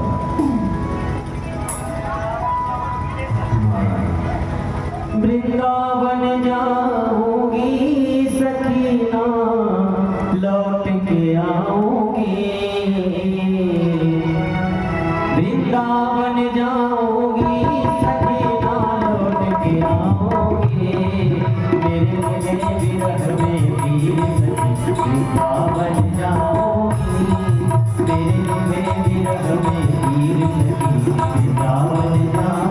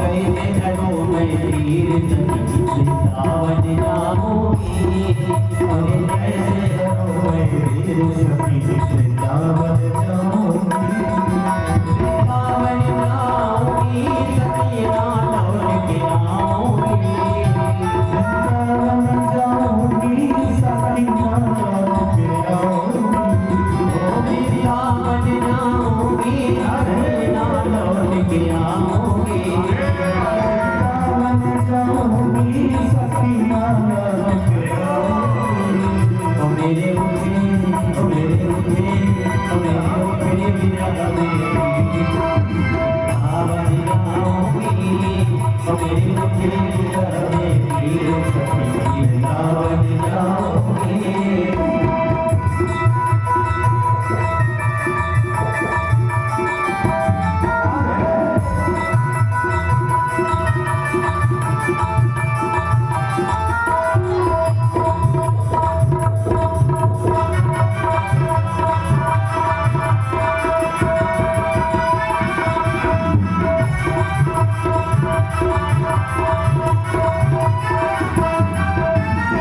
दुनिया में इसे नाते सभी तोड़ दिए इस दुनिया के रिश्ते नाते सभी तोड़ दिए इस दुनिया के रिश्ते नाते सभी तोड़ दिए इस दुनिया के रिश्ते नाते सभी तोड़ दिए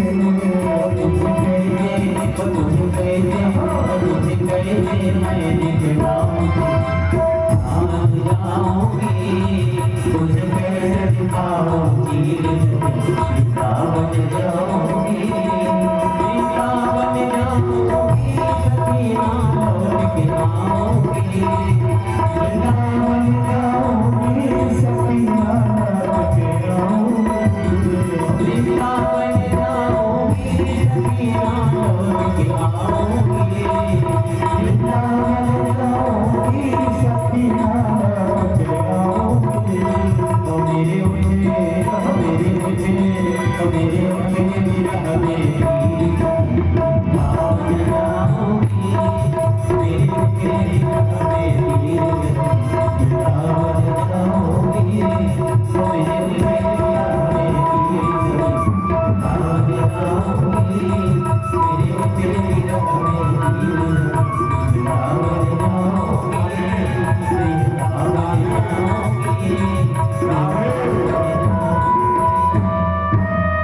बोले वृंदावन बिहारी लाल की जय हो। राधे राधे राधे राधे हरि शरण हरि शरण हरि शरण। भक्ति रानी ने जब ऐसी निराशा पूर्ण बातें कही तो नारद जी ने उनको उनका वास्तविक स्थान याद दिलाया। ऐसा होता है ना कि हम जब परेशान होते हैं तो हम खुद की काबिलियत भूल जाते हैं, इसीलिए बड़ी आवश्यकता होती है सहपाठियों की, मित्रों की, साथियों की, सहधर्मिणी की, ऐसा कोई जो आपको साथ दे। हमारे ज्योतिष में तीसरा भाव, कुंडली में तीसरा भाव जो होता है वो पराक्रम का भाव होता है, और उसी पराक्रम के तीसरे भाव से हम सुनने के किसी विषय को सुनने समझने को भी हम समझते हैं। तो जब यदि कोई हमको समझता है और कोई हमको अच्छी बात सुनाता है तो हम पराक्रम कर सकते हैं, हम अच्छे काम कर सकते हैं।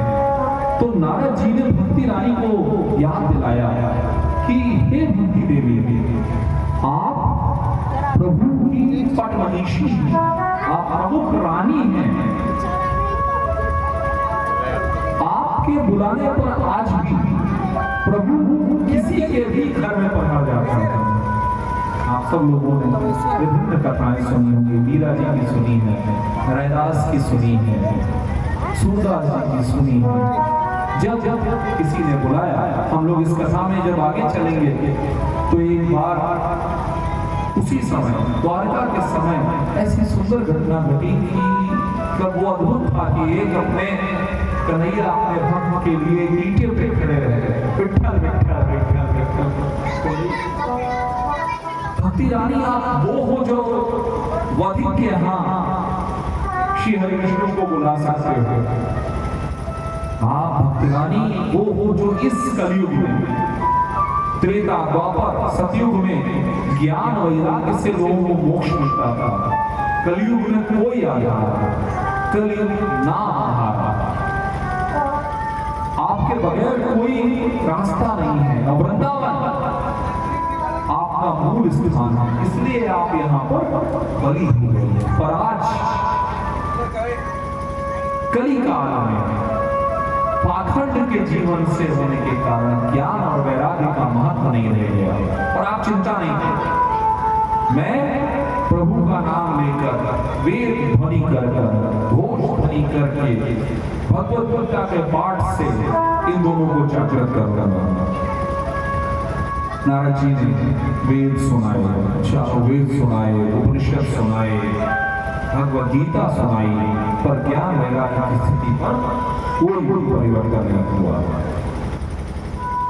उनका ये तो ठीक बात नहीं है। उनका मैं तप करूंगा, तो आकाशवाणी हुई कि आप तप नहीं, आप सत्कर्म कीजिए।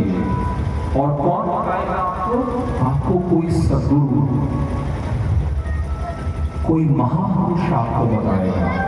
तो क्या कैसे पता चलेगा? घूमिए और तीर्थाटन कीजिए। हमारे यहाँ तीर्थाटन का विशेष महत्व इसीलिए, क्योंकि हम अपने घर में रहते रहते आदी हो जाते हैं उन चीजों को। जब हम घर से बाहर निकलते हैं तो हम जीवन का महत्व देखते हैं, अपने घर का भी महत्व देखते हैं, और ये भी समझते हैं कि इस चार दीवारी के बाहर भी दुनिया है। हाँ, आप जाइए। तब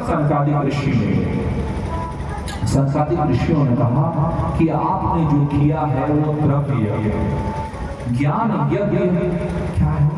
सिद्ध तब है जब भागवत का पाठ, भागवत रूपी साक्षात श्री हरि विष्णु, श्री कृष्ण स्वरूप का जब आख्यान होगा, श्री हरि विष्णु स्वयं वांग्मय स्वरूप में इस भागवत में पधार रहे हैं, इसका श्रवण ज्ञान वैराग्य करेंगे और समाज करेगा, तो समाज में ज्ञान और वैराग्य दोनों जागृत होगा। मैं कहाँ करें प्रभु? शुभस्य शीघ्रम कहे हरिद्वार के आनंद वन में करेंगे। महाराज जी ने कहा बिल्कुल ठीक, आप कहो भैया जैसे गोपाल जी ने कहा कि आपको कथा करने का मन है, हमने कहा बिल्कुल कीजिए तैयारी, हम लोग देखिए सब कुछ पड़ा हुआ। इसीलिए कहा जाता है कि एक बार सत्कर्म मन में आ जाए फिर उसमें बहुत सोच विचार नहीं, पैर आगे बढ़ा देते हैं। अब करने वाला तो वो करता है, हम सिर्फ निमित्त मात्र हैं। बोलने वाले तो श्री हरि विष्णु हैं, ये कंठ, ये शरीर सिर्फ निमित्त है, उनका माध्यम बन रहा है बोलने का। नारद जी ने कहा ठीक, आपका आदेश। उन्होंने तुरंत हरिद्वार में आनंद वन में कथा का इंतजाम प्रारंभ कर दिया। एक बड़ा छोटा सा बड़ा महत्वपूर्ण से कहते हैं ना, सबटेक्स्ट इंग्लिश में बोलते हैं, मतलब एक उपकथा, कि जब नारद जी ने इस कथा का इंतजाम किया तो बहुत सारे लोगों को बुलाया, पर बहुत सारे ऋषि नहीं आए। भागवत में उल्लेख आता है अभिमानवश, ध्यान से सुनिएगा इस बात को, अभिमानवश कई सारे लोग, कई ऋषि नहीं आए। उनको बुलाने वाला कौन गया? भृगु ऋषि है। भृगु ऋषि कौन है? भृगु ऋषि वो है जिनके नाम से भार्गव गोत्र चला। परशुराम जी भार्गव गोत्रीय हैं, वो है भृगु ऋषि। भृगु ऋषि वो हैं जो श्री हरि विष्णु जब क्षीर सागर में लेटे हुए थे, वो जाते हैं और उनके हृदय पर पैर मार देते हैं, और श्री हरि विष्णु क्या कहते हैं? प्रभु आपके पैर बड़े कोमल हैं, आप ब्राह्मण हैं, आप ऋषि हैं, आपके पैर बड़े कोमल हैं, कहीं उनमें चोट तो नहीं लग गई। वो Bhrigu Rishi, just you visualize who is calling.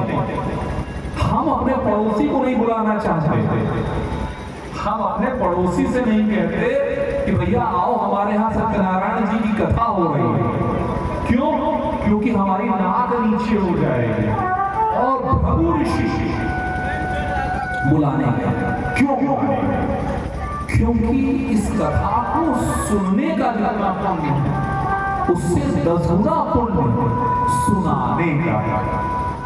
जितनी कुंडी उतनी मुंडी, उतने ज्यादा समिधा, उतने ज्यादा यज्ञ कुंड, और उससे भी ज्यादा पुण्य दूसरों को बुला कर लाने का। जितने ज्यादा लोग हमसे जुड़ सके। भागवत पुराण में जहां पर आयोजन का उल्लेख है, वहां पर कहते हैं कि अपने परिवार, अपने रिश्तेदार, अपने नातेदार, अपने स्वजन, यहाँ तक कि जो दुर्जन हो, सुजन को सज्जन तो बुलाइए ही बुलाइए, जो दुर्जन हो उनको भी बुलाइए। क्यों? क्योंकि क्या पता प्रभु भक्ति का एक बीज पड़ जाए। अभी हम लोग जब कथा को आगे बढ़ाएंगे तो अजामिल की बात आएगी कि कैसे सिर्फ नारायण नारायण नाम लेने से परिवर्तन हो सकता है। कैसे हो सकता है हमने जिस दुर्जन को बुलाया हो वो वहां बैठे भागवत जी किया एक श्लोक उसके मन में रह जाए, शायद वो उस परम तत्व की ओर जुड़ जाए। हमको भी थोड़ा सा उसका अंश मिल जाएगा, हमको भी थोड़ा सा पुण्य मिल जाएगा। सदा सेव्या श्रीमद्भागवती की कथा श्याम श्रवण मात्रेण हरिश्रम समाज। सदैव सेवा कीजिए। किसकी? श्री भागवत जी की। सेवा कैसे? पैर नहीं दबाना, रोजरी की किताब ली और ऐसे से दबा रहे हैं, नहीं। श्रवण कीजिए, सेवन कीजिए। हम लोगों ने चर्चा की कि आधा श्लोक, एक घड़ी, आधी घड़ी, आधो में पुनिया संगति साधु सुगति हरे कोट अपरा। क्या पता वो एक श्लोक सुन ले, हमारा जीवन कट जाएगा, हमारा जीवन हो जाएगा। न गंगा न काशी न पुष्करम न गया न प्रयाग। हमारे प्रयाग के भाई बोल रहे हैं, ध्यान दीजिएगा। न काशी न गंगा न पुष्कर न प्रयाग, सैकड़ों अश्वमेध यज्ञ, वाजपेयी यज्ञ, इनसे वो पुण्य प्राप्त नहीं होता जो भगवत कथा सुनने से प्राप्त होता है। आप लोगों को मैं 2 मिनट के लिए रोकना चाहूंगा, जरा सा चिंतन कीजिए कि आखिर ऐसा क्या है इस भागवत कथा में। इस भागवत कथा में सूत्र है जीवन जीने के। क्योंकि दुख आएंगे। हाँ, ज्योतिषी होने के नाते आपको बता दें कि ऐसा कोई उपाय नहीं जिससे जीवन में दुख आ जाए। यहाँ तक कि पराशर ऋषि ने जो महादशाएं अंतरदशाएं बनाई है वो ऐसी ही बनाई है। एक अच्छी दशा, एक शुभ ग्रह की दशा तो दूसरे अशुभ ग्रह की दशा। शुभ की दशा जाएगी तो केतु आ जाएगा, केतु पहले बुध आएंगे फिर उसके बाद केतु आ जाएंगे। बेचारा बच्चा खुश होता है, बच्चे की तरह आनंद लेता है, केतु आ जाएंगे जरूर, चुपचाप बैठ जाओ, हिलना नहीं। जब केतु से डरा रहेगा जाता, शुक्र आ जाएंगे, वाह वाह दुनिया की सारी भौतिक सुख समृद्धि ले लो। शुक्र का जैसे ही आनंद पाया सूर्य आ गए, शासन। तो जीवन में पराशर ऋषि भी ये कह रहे हैं कि जीवन में सुख दुख आनंद मुश्किलों का दौर आता रहेगा। भागवत या कोई भी सदग्रंथ, विशेष तौर पर भागवत, क्योंकि ऐसा शास्त्रों का अधिकार है इसमें, ये पुराणों का तिलक, पुराणों का राजा है। ये हमें जीवन जीने की और मुश्किलों को सहने की ताकत देगा। कथा आती है कि जब श्री हरि विष्णु कृष्ण रूप में थे और उन्होंने मेरा शरीर छोड़कर गोलोक जाने का निर्णय किया, तब उद्धव जी रोने लगे कि प्रभु कलिकाल आने वाला है, आप हमको इसी सब मुश्किल काल में छोड़ के जा रहे हैं। तो प्रभु अपने अंश रूप में अपनी ऊर्जा को, अपने अस्तित्व को, अपने स्वरूप को श्रीमद् भागवत पुराण में वांगमय रूप में रख दिया और कहा कि किसी भी समय कलिकाल इसको स्पर्श नहीं कर पाएगा। जिस भी घर में, जिस भी परिवार में भागवत का पाठ होगा, भागवत का एक श्लोक भी दोहराया जाएगा, वहां पर मैं स्वयं उपस्थित हो जाऊंगा। भक्तजनों, ये कथा चल ही रही थी, सूत जी कह ही रहे थे कि स्वयं वहां पर से भक्ति रानी प्रकट हो गई, हरिद्वार प्रकट हो गई और उन्होंने श्लोक रूप में आभूषण पहने हुए थे भागवत जी के।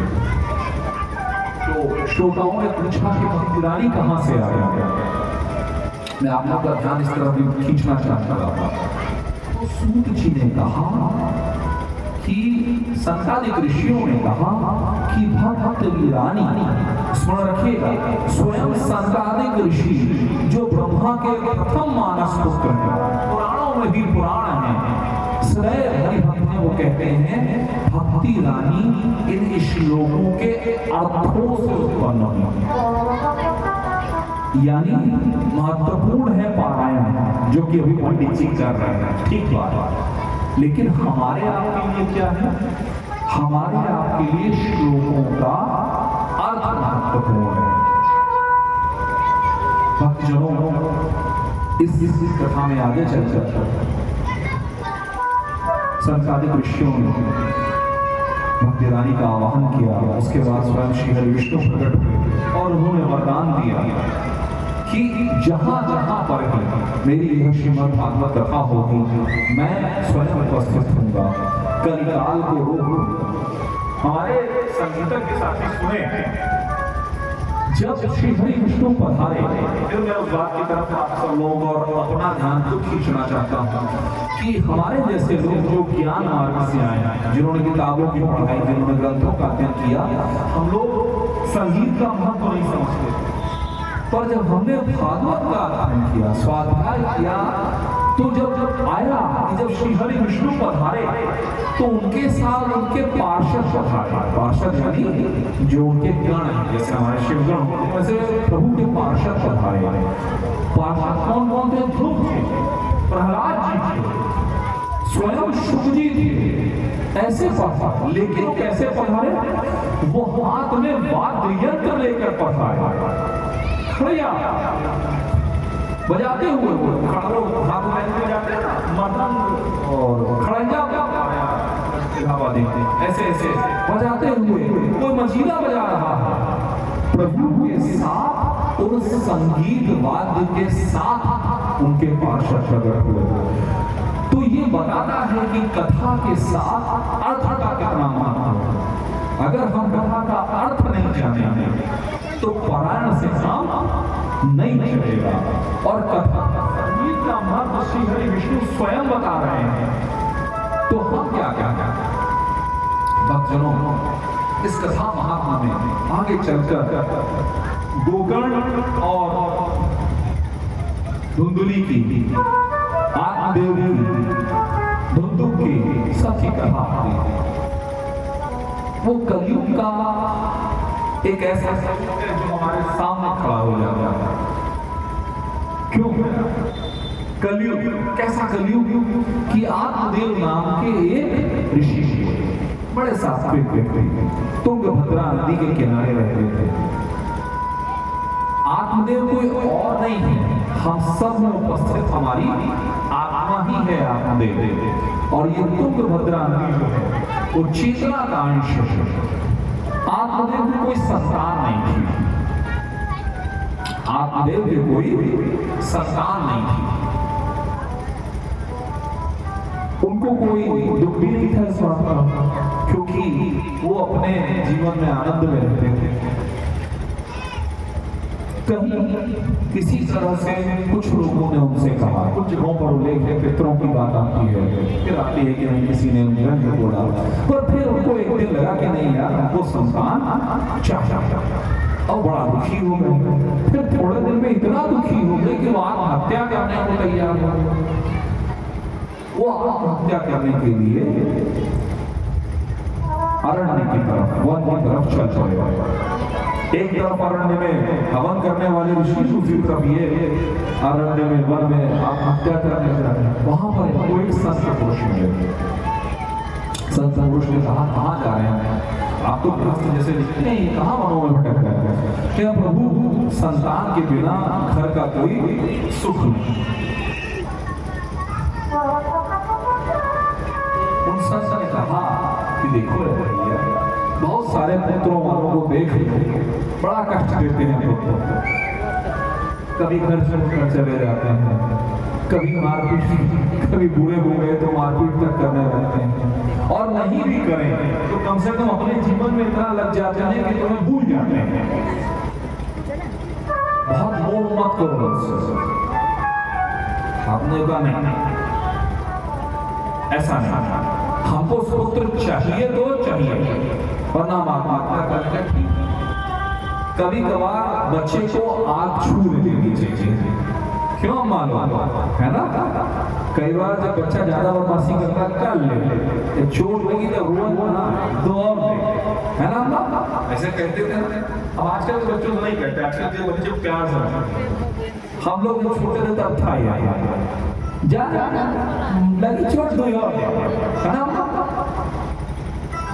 तो उन्होंने कहा ठीक है तुम भगत आओ, अब भुगत में ही समझो। तो उन्होंने एक अपनी चेतना, अपनी शक्ति से, सब शक्ति से उन्होंने फल उत्पन्न किया, सेब का सेब दिया, क्या ले जाओ अपने बड़े पत्नी को खिला देना साल भर, लेकिन वो नियम पूर्वक रहे तो ठीक लेके गए। अब उसकी पत्नी जिसका नाम धुंधुली था, अच्छा धुंधुली नाम भी बड़ा मजेदार है, जरा इसको पहले के सोचिए ये धुंधुली है क्या? ये हमारी बुद्धि है। हमारी बुद्धि हमेशा छोटे छोटे स्वार्थ पकड़ती है और अपने आप को बहुत बहुत समझदार, वो बबैया होता है 1.5 शाम समझती है। इसको बेवकूफ बना ले 100 रुपया है, उसको वहां पे बेवकूफ बना ले 150 रुपये वहां से। ये नहीं समझते कि जब ये सब इकट्ठा होगा तो उसका इलाज कौन करेगा। तो धुंधुली जो है वो बुद्धि स्वरूप की है। उसने कहा फल दिया, अच्छा ठीक हम खा लेते हैं, अभी रुक जाइए खा लेंगे, अभी अशुद्ध। अब धुंधुली कैसे होगा? जो कलयुग का आप देखिए प्रभाव, हम सबके मन में कैसा कलयुग कुंडली मार क्यों भाई?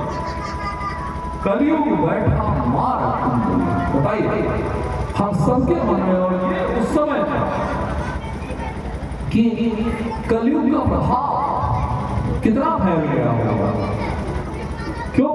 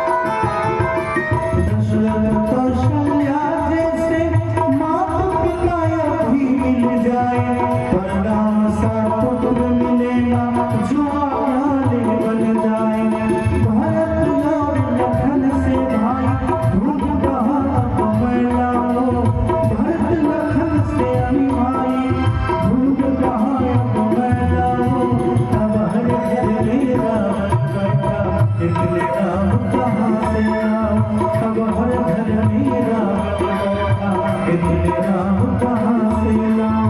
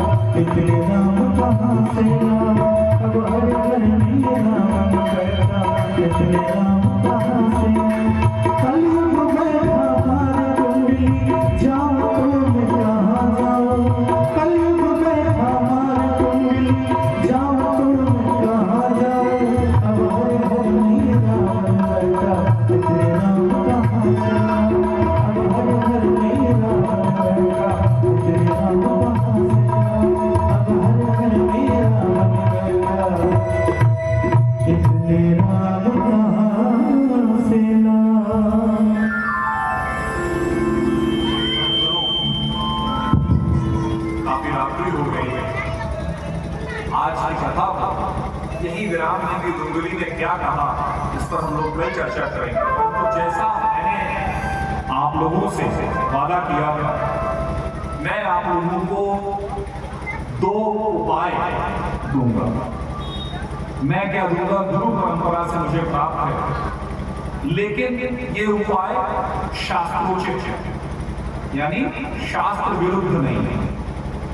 पहला उपाय जिसको शास्त्रों में, गोपाल जी आप भी सुने मेरा, पहला उपाय जो सबके लिए है, सभी उपाय सभी के लिए। इस उपाय को शास्त्रों में कहा गया है सर्व पक्षीय समृद्धि उपाय, यानी जीवन के हर पक्ष, चाहे ध्यान, अर्थ, काम, मोक्ष, चारों अर्थों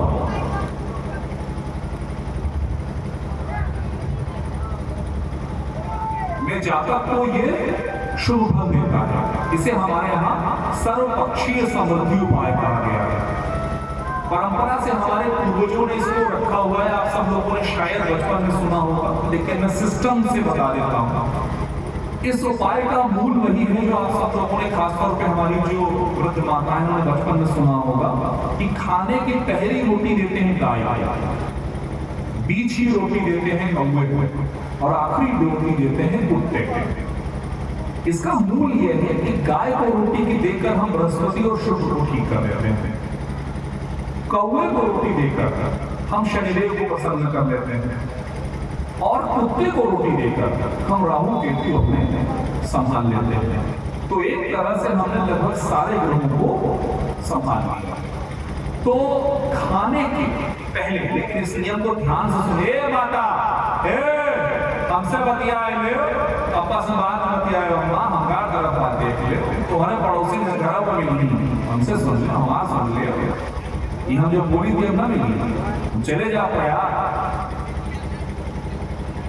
खाना जब बनता है उस समय 3 रोटियां निकाल लीजिए। तीनों रोटियों में जो भी भोजन आप कर रहे हैं, मांस छोड़, जो भी भोजन आप कर रहे हैं, प्याज का सलाद नहीं चढ़ेगा, बाकी अगर कोई सात्विक सलाद यानी खीरा वगैरह है तो चढ़ेगा। 3 डाइट निकालेंगे, यानी रोटियां रखी हमने, जो भी सब्जियां हैं वो रखी हमने, दाल है वो रखा, चावल है वो रखा अल्प मात्रा में, सलाद अगर जैसा मैंने कहा प्याज के अलावा टमाटर, खीरा इत्यादि उसको रखा, और अपने इष्ट और अगर आप किसी विशिष्ट ऋषि को नहीं जानते, माँ अन्नपूर्णा का ध्यान करेंगे, हाथ में ऐसे लेंगे, भोजन शुरू करने के पहले, जूठा नहीं, भोजन शुरू करने के पहले माँ अन्नपूर्णा का ध्यान करेंगे। ये स्त्री पुरुष कोई भी कर सकता है, पूरे परिवार को इसका लाभ मिलता है। और माँ अन्नपूर्णा से कहेंगे कि माँ आपके स्वरूप में हम ये 3 भोजन गाय, कौवे और कुत्ते को समर्पित कर रहे हैं, आप इसको स्वीकार करें और हमें सर्वपक्षीय समृद्धि का वरदान। समृद्धि की बात कर रहा हूँ, धन की बात नहीं कर रहा हूँ, थोड़ी बहुत पैसे की बात नहीं कर रहा हूँ, मैं समृद्धि की बात कर रहा हूँ। और मैं आपको वास्तविकता बताता हूँ, मैंने खुद किया है, आज भी कर रहा हूँ, और मैंने इसका बहुत बहुत बहुत फल पाया है। इसे कहते हैं हमारे शास्त्रों में सर्वपक्षीय समृद्धि उपाय, और इसके लिए आपको कोई पक्ष भी नहीं देखना, आप इसको तत्काल शुरू कर सकते हैं। एक और चीज बताऊं, कई लोगों की कुंडली में पितृदोष होता है। आप लोग खासतौर पर जो लोग ज्योतिषियों के पास जाएंगे, वहां पर इसका अक्सर उल्लेख आता है कि आपकी कुंडली पितृदोष है। इनफैक्ट मैं आपको बताऊं, ज्योतिषी होने के नाते 70 से 80% कुंडलियों में पितृदोष होता ही है। क्यों? कारण क्या है कि हम लोग अपने पितरों का ना ध्यान देते हैं, ना हम पितृपक्ष में भोजन निकालते हैं, ना हम तर्पण करते हैं, और जो पितृ कर्म करवाने मजबूरी में गया भी, वो श्रद्धा और भाव ही नहीं रहेगा। बस जल्दी पंडित जी जल्दी बोलो, पंडित जी जल्दी करो, गाना बजता था वहां जल्दी कोई नहीं, डीजे बजेगा, रात भर नाचेंगे, लेकिन पंडित जी अगर 4 श्लोक पढ़ दे, पंडित जी जल्दी करो, कैसे संतुष्ट होंगे?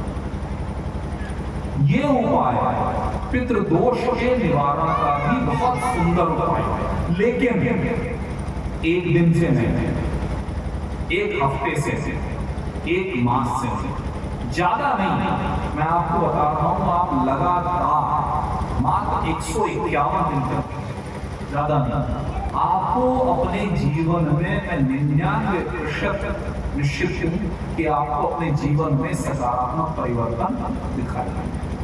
ये हुआ मेरा आपके ज्ञान लेने में पहली आहुति। दूसरी आहुति,